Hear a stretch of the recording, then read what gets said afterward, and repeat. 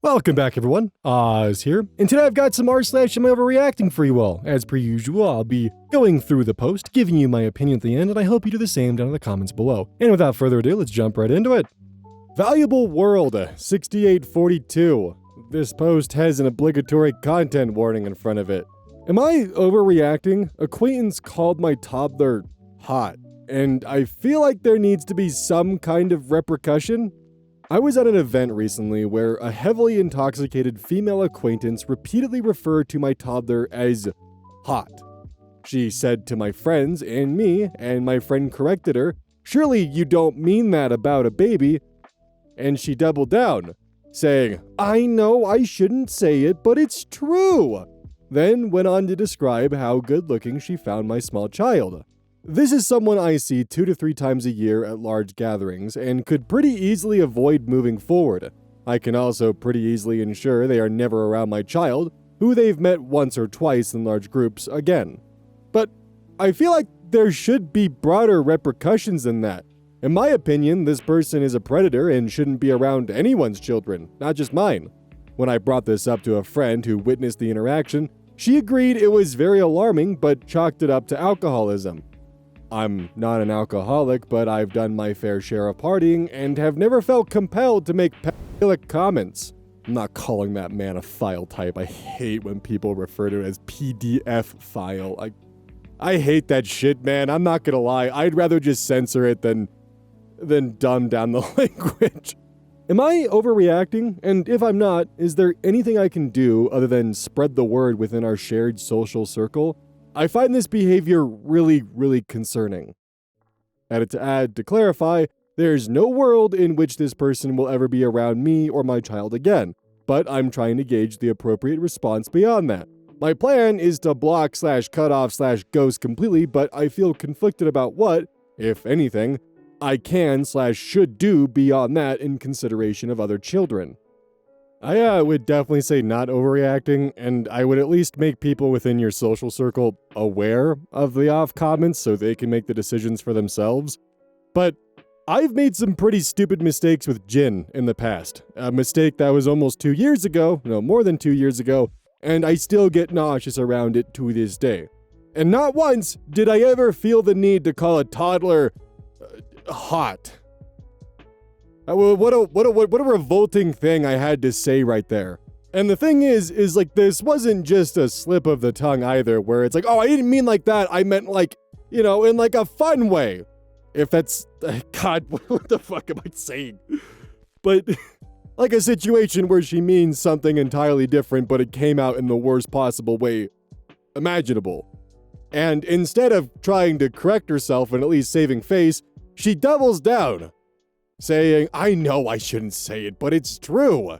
OP is already making the first proper step of just deciding never to take her child around this person again, and I assume what they're asking about if they're overreacting is their plan to potentially tell their social circles of this behavior. And no, I don't think it would be overreacting to inform others of this kind of behavior. Dinner routine 1137. Am I overreacting? Husband has been lying about finances, and I want a divorce. My, 41 female, husband, 51 male, and I have been married for 12 years and have 3 kids, but also adult stepkids who were adults when I married him. I have a good relationship with my stepkids, who are estranged from their biological mother. I stayed home with our young kids. At his urging, I was working when I met him, and he provides financially through a business he owns. Over the years, I have asked many times about our taxes and have been told that they have been taken care of. At some point, maybe 5 years ago, we started getting notices of a lien on our house. When I asked him about this, he said it was some kind of clerical mistake, not to worry about it.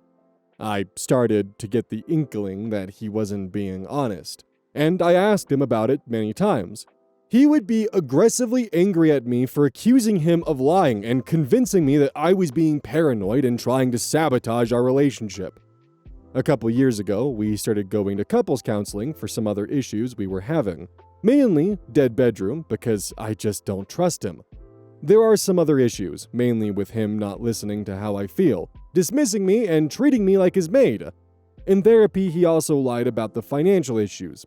But I didn't know that at the time. The therapist made me feel like everything was my fault because I was not trusting. Our relationship improved for a little bit. Until a couple months ago, when I checked my bank account and noticed that the insert government agency had taken money out. I confronted him about it, and he confessed that he had not paid the taxes on the business in a couple years, which is, for some reason, connected to our taxes. He explained that he was just so stressed out, blah blah blah, and tried to blame it on his accountant. I tried to get over the dishonesty. A couple weeks later, I found out that it has actually been 10 years that he hasn't paid taxes. So when he came clean because he got caught, he initially only told me part of the story. I'm just over it, and I want a divorce. I can't get over the dishonesty and the fact that I don't believe anything he says anymore. Not even, I'm going to the store. Not to mention the possible legal and financial consequences for me. But when I talk to people about it, they seem like they think I'm overreacting and that I should try to forgive him. Update, thank you all for the validation. My mom passed away unexpectedly a few years ago, and I really wish I could talk to her about this. I know it's silly to turn to Reddit, but I really do feel better. So, thank you. I had already spoken with a divorce attorney, but thank you for the advice about the tax attorney. I spoke with one today. Both of those are definitely the right step, especially with talking to a divorce attorney and a tax attorney, because this is gonna get really messy. You gotta really be fucked up and not on good terms for a government agency to begin reaching into your bank account to start collecting what they're owed, essentially. If the lien popped up and he wasn't doing everything to prove to you that it was in fact a clerical error to put you at ease, because it's obvious that you weren't at ease and weren't trusting of the fact, and instead of him trying to actually show you the fact that yes, this was a clerical error, he got angry about it. He got defensive about it, which that in itself actually speaks to what the truth is. He's afraid to tell you the truth because it's not good, it's embarrassing, it's stressing him out, so he'd rather just sweep it under the rug and hope nothing happens. But instead, it escalated to where we see it now, which is not good. Because OP, assuming that they ended up filing jointly after getting married 12 years ago, and after being convinced to essentially become a stay-at-home mother, has probably been listed as a dependent for those 10 years that he wasn't paying taxes in the business. So, yeah. Definitely get into contact with that tax attorney and see what options you have, because it's going to be very, very messy. Aurora XX0. Am I overreacting? My boyfriend, 30 male, and I, 28 female, have been together for 5 years, but I feel we only have one thing in common. Hey everyone, I, 28 female, have been with my boyfriend, 30 male, for about 5 years now. He's a good guy overall, quiet, keeps to himself, has a small circle of friends. He's very sweet to me, absolutely spoils me to the max, and is a total nerd who loves anime, action figures, and gaming. For the most part, things have always been fine, but lately I've started to feel really disconnected from him. We don't officially live together. I have my own place, and he still lives with his mom and sister. Usually, he comes over on weekends or stays for a few days during the week. Every single time, he brings his entire gaming setup, monitor, PlayStation, everything. I don't really mind it. While he's gaming, I'll cook or clean, and he's usually just sitting in the corner of my kitchen playing online with his friends. What's been bothering me more recently is his drinking. He's become a pretty heavy drinker. Whenever he's over, he'll drink until the case is gone, and then he'll go out to buy more. He'll stay up all night gaming, and when he finally crashes, it's usually on my couch instead of in bed with me.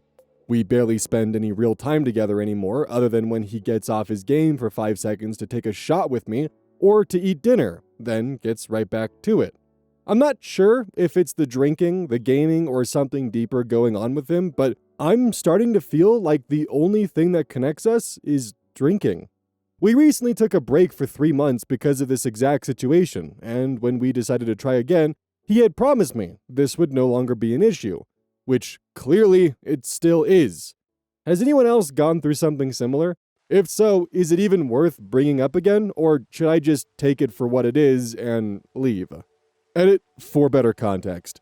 He's a blue-collar worker who makes pretty decent pay, which he loves to brag about. Enough to afford to live on his own if he really wanted to. Around year 2 or 3 of our relationship, I suggested us moving in together. Not at my current place, due to the size of it, but for us to find a place together and make it a home. When that conversation didn't really go anywhere, I didn't push anymore, lost interest. Now, because I won't let him stay at my house for weeks at a time anymore, because he doesn't pay for any bills, he doesn't help around the house unless I ask, he's now all of a sudden interested in finding a place together. Honestly, this just doesn't sound like a healthy relationship dynamic. If the only thing you feel that you have in common with your boyfriend is drinking, that's not healthy, and that's not good. Parallel play is one thing, where you indulge in your interests and he indulges in his, but you two just enjoy existing in the same space together. I mean, hell, it's something that I do. But there are limits and there are times when you do need to spend some one-on-one time with your partner or your friends or family or whatever it might be. You do need to make time, especially with your partner, for, well, partner things that you both enjoy doing together. Things that aren't drinking. That's not good. Also, it sounds like he's unable to keep his word and going back on things that he's previously promised you. With that being the case, and if you feel as though that your relationship with him isn't as involved or as connected as it could or should be, then yeah, perhaps it is time just to break things off. You guys have been together 5 years and, well, you're not moved in together, you're not married, you guys haven't had kids, you're not satisfied with the relationship, and the most you have in common is that you two drink together while he plays PlayStation.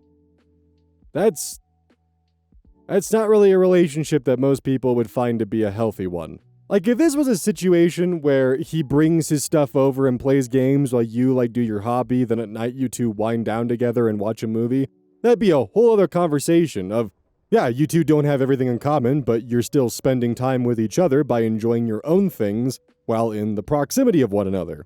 Parallel play. But that's not the case here. This is certainly a situation where reevaluating the relationship is within reason.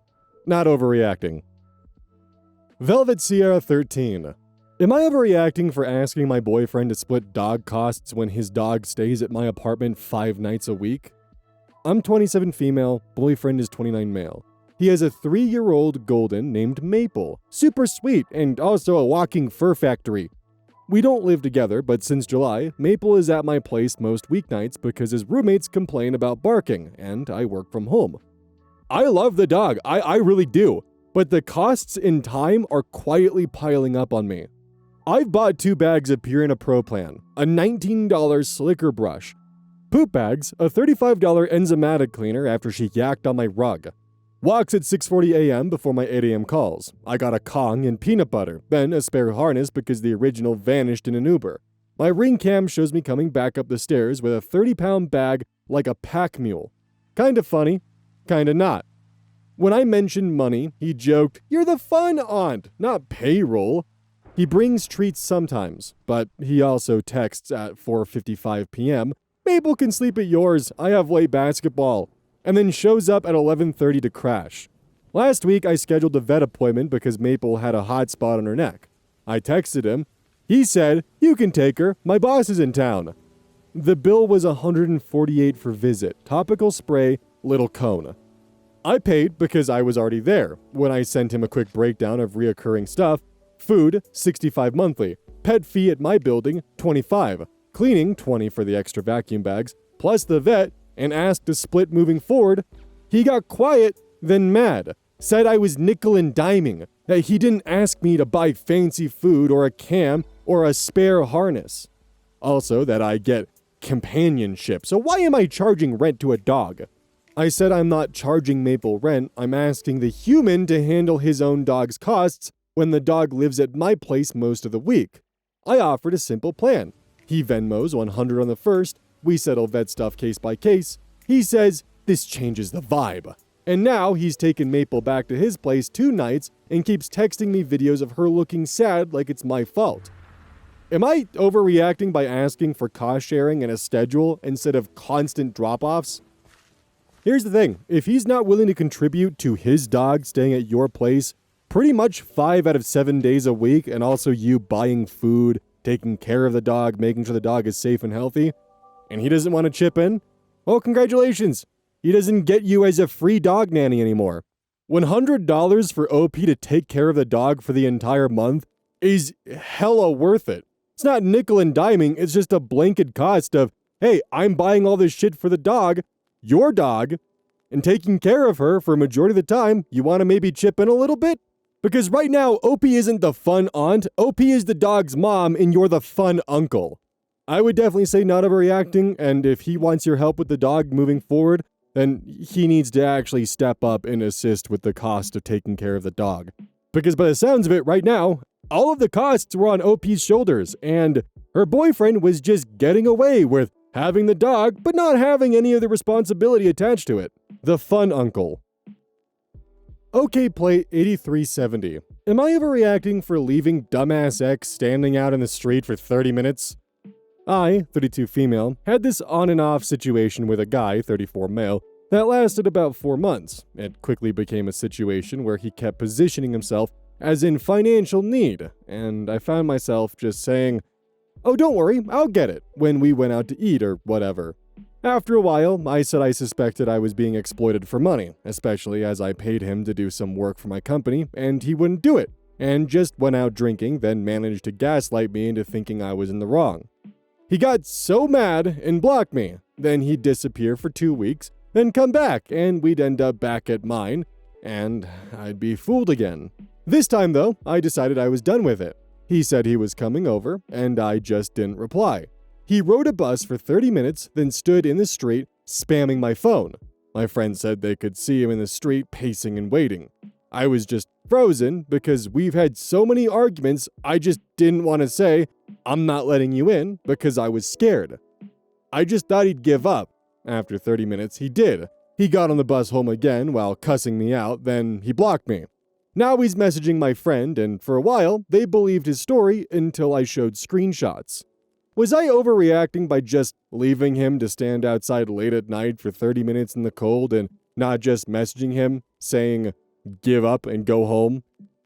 You didn't want him there. Sounds like he has a history of spurring things up, and if you did tell him no, he would have tried to weasel or worm his way in. By ignoring him, you kind of showed him the consequences of, if you're just gonna show up somewhere uninvited and expect to be let in, you're not always gonna be let in. He made an assumption, and the consequence of said assumption was him just standing out there in the cold for 30 minutes. Just from what's expressed here, it's pretty clear that his relationship dynamics are unhealthy. The fact that you were fearful to respond out of concerns of starting another argument does speak volumes as to the dynamic at hand here. And the fact that after him inviting himself over didn't work out, his response was to block you when you could have very well not even been home, also speaks volumes to his behavior. I would say not overreacting. It was his choice to stand out there in the cold for 30 minutes after not getting a response. KEYZ. Am I overreacting to what my boyfriend said about our future kid's appearance? I'm 23 female Filipino and my boyfriend, 25 male, is white. We've been living together for more than 3 months and dating for more than a year. He said some things that really hurt me, and I'm unsure if I'm overreacting or if my feelings are valid. Some examples of what he said. Quote, "I want to dye our daughter's hair blonde so we can have a cute blonde kid." End quote. Very recent. Quote, "I hope our kids don't come out dark. My family might not like it." Jesus Christ. A few months ago. These comments made me feel like he's not actually attracted to me or proud of who I am. I'm a very non-confrontational person. I got drunk yesterday and this topic came up. I told him that it hurt me, and he apologized, saying he didn't mean it and that sometimes he says things without thinking because of his ADHD. It's not how that works. ADHD doesn't make you racist. He hasn't been taking his medication for a while now. I'm not very familiar with ADHD. Does it really make you say things you don't mean? I told him they were still his thoughts. It must have come somewhere, because how did that thought form in the first place? He also told me many times that I'm the prettiest girl he's ever seen, but I've never felt confident in myself while with him, especially after these comments. And just the idea that, what if I will never be as pretty as white girls? I'm really confused and I don't know what to do. I feel very lost. I do love him and want a future with him. He's so sweet and kind to me. I feel like he wishes I looked different. I appreciate any insights. So before we get to the updates, ADHD can definitely make you say things that come out either improper or without a filter, but usually it's still stuff you're thinking or it's at least recoverable.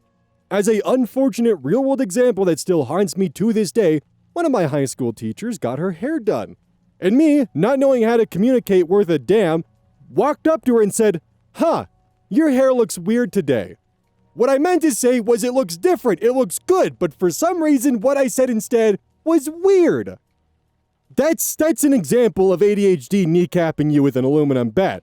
But at the same time, that's just my thoughts not coming out coherently or my filter not being properly put into place. Never would I tell my partner, "I'm kind of worried our kids are gonna be dark."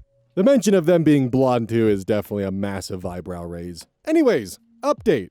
I wasn't expecting so many responses, but I truly appreciate them. Many are very similar, so I'll just answer them here. I'm glad to hear that ADHD is never an excuse to say rude or racist things. After work, I asked my boyfriend if we could discuss this issue. He's a good communicator and listener, so I had no problem talking to him. I told him how I truly felt and pointed out that these comments had racist undertones. He seemed shocked about it. These are the reasons for his comments. 1. Blonde daughter. He saw an Instagram reel of this blonde kid, whom he thought was adorable. He said that comment when he saw this adorable kid at the mall because it reminded him of the kid on Instagram. I still think it was odd, but he tried reassuring me that he would love our kids to look like me because he thinks I'm the most beautiful woman on earth. He said he never meant it in a way that he would rather be with a white girl, because he loves me the way I am, and that he wouldn't be with me if he thought otherwise. 2. Skin color. He said it was an insensitive joke. That's really it. Still a fucked up racist joke though, so it will forever sit with me weird. But he tried defending it with that time we went over to his grandparents for Thanksgiving. His grandparents told me that I was one of the prettiest girls they've ever seen, and that he's lucky to have me.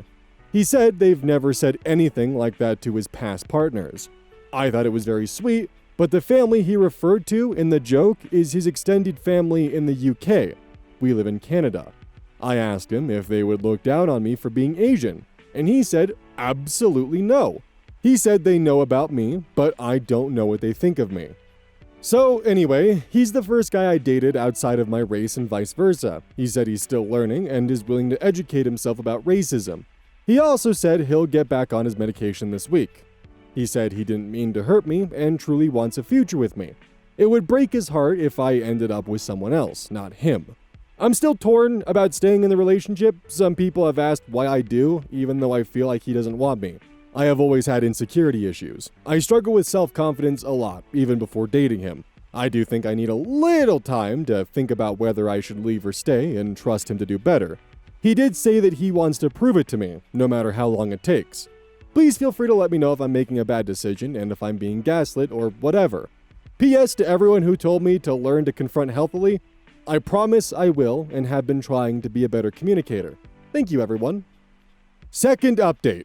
I did a lot of thinking last night and realized that no matter how much reassurance I can get, it won't mean anything to me.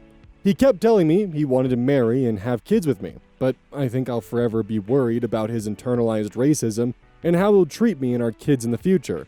I don't think it's worth the stress and waiting for him to prove that he genuinely loves me. I know I'm young, and it's not the end of the world. This morning, I told him that I don't see myself having kids with him, despite constantly talking about how much I wanted kids. We've had other issues other than this. Not related to racism, but made me think differently about him. This obviously means there's no reason for me to be with him. I told him I'd no longer have faith in our relationship and that I'm moving back to my parents. So this one's said and done, but I'm very curious what you guys think. Did she make the right decision, or should she have given him more time to prove himself and that it was in fact an off-color joke that he didn't mean? Personally, if I'm going to be honest, the boat that I sit in is that it doesn't matter what his intentions were. The comment was still made, and it has made OP feel uncomfortable with proceeding with that relationship.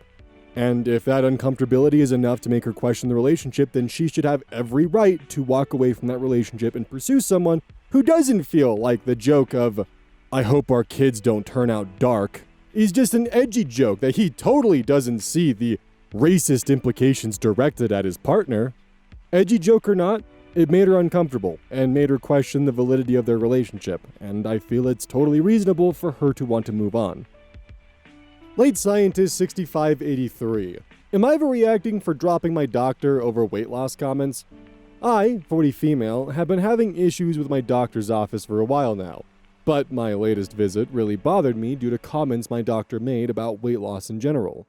The doc in question is primary care in a small town and has been popular and well-liked until recently, where some patients have documented changes in his care following a personal tragedy. During my latest visit, we spoke briefly on my ongoing efforts to get in better shape and lose some weight. I've been doing this the old-fashioned way through exercise, about 3 to 4 miles of jogging/power walking each day. However, he began to talk about alternatives during our latest visit that would have more immediate results. He suggested a new drug that he said would suppress my appetite and contract my stomach to the point I wouldn't be able to physically eat much at all, just a few bites, in his word. Through this, he said I could shed significant weight quickly. What bothered me were his next few words, though. After a few days, I found many people enjoying the feeling of starvation. This hit me immediately, but I didn't say anything more out of a desire to just get out of the office quickly. For background, I've had episodes in the past with family members regarding weight loss that drove me to being on the verge of developing an eating disorder. It's something that I take seriously, and it felt like the doc's comments were not the kind of things I would expect to hear from a medical professional. Between this and other issues I've had with the office in general, I've been considering seeking another primary care doctor, but I worry I might be thinking too deeply into his comments. Am I overreacting? While a doctor recommending a drug that could potentially aid you in, obtaining your health goals is one thing, some of the comments he's making are definitely red flags, and I would trust your gut instinct on this one. I'm certainly not a fan of a doctor when prescribing stuff that deals with weight loss, essentially encouraging what amounts to an eating disorder. I think that's not very tactful and also very dangerous. And to me, that's definitely an eyebrow raiser. I would certainly say not overreacting. Misdemeanor. Am I overreacting? My brother-in-law's wife keeps calling my husband late at night out of boredom. My husband Luke, 26 male, and I, 29 female, just got married in October. We had a small elopement with family and a few close friends. Luke's brother, we will call him Alex, is married to a woman who we will call Stacy. Alex was able to make it, but left Stacy back in their home state as she couldn't get off of work. Although we found it odd, our wedding plans had been undecided for a long time, and invites were sent only 2 months in advance. We shook it off. We don't have a close relationship with Stacy. Neither of us have really ever called or texted her in the past. I'm the only one who has ever reached out to her, only to wish her a happy first year of marriage to Alex. She responded with an "oops, I never responded, tee-hee," 12 days later. Alex and my husband have a great relationship. They talk every week. Alex is in the military and has been traveling for work, so their phone calls haven't been as common as of late. Stacy randomly called my husband last Friday around 8:30 p.m. her time, 9:30 p.m. ours. Luke found it odd and sent a text in lieu of answering asking if everything was okay. Stacy responded with an "I'm bored and wanted to talk on the phone because Alex is far away." Luke didn't respond and told me immediately, but she called again at 2 a.m. our time the same night. We found it incredibly weird and struggled with how to navigate the situation as neither of us were comfortable with that. Ultimately, we shook it off and thought maybe she was drinking and just wanted some company and this was a one-time occurrence. Well, fast forward to today, she texted him again, 9:30 p.m., asking to talk on the phone out of boredom. How should we respond with a clear boundary that one-on-one communication with the topic of Alex or other family situations are deemed inappropriate? First off, massive green flag from the husband here immediately letting you know what was going on. And second off, if her behavior is innocent, then make a group chat. Just simply add the brother-in-law to a group chat and include, all 4 of you. So that way, all communication happens in a very public place and setting. It also signals to her that whatever she's trying to get her hands on, not interested. And if it is in fact just an innocent thing of, I'm feeling lonely, I want to talk, then hey, the group chat's the perfect place for that. Personally, I'd be very curious to see if suddenly, after the group chat's made, if she is no longer really around anymore, and those 2 a.m. calls suddenly cease. Definitely not overreacting. I'm getting weird vibes too. Don't forget, this is brought to you by GamerSupps. Use code ODDS at checkout. It's basically a caffeine powder that you put in your water, and I actually really like it. I use this on a daily basis. Don't forget that every purchase you make using code EYES directly supports the channel. And if you want a personal recommendation from me, I would either recommend the Soda Pressing Pear or Dragon Fruit Punch. Those two are currently my favorite flavors. And as a note, once we sell a certain amount of stuff, I get my own flavor and my own cup, and you all know I'm gonna choose some degenerate shit that's gonna make their PR team squirm. My goal is to make them regret partnering with me. So please, use code EYES at checkout to make my dream come true of making a PR team squirm.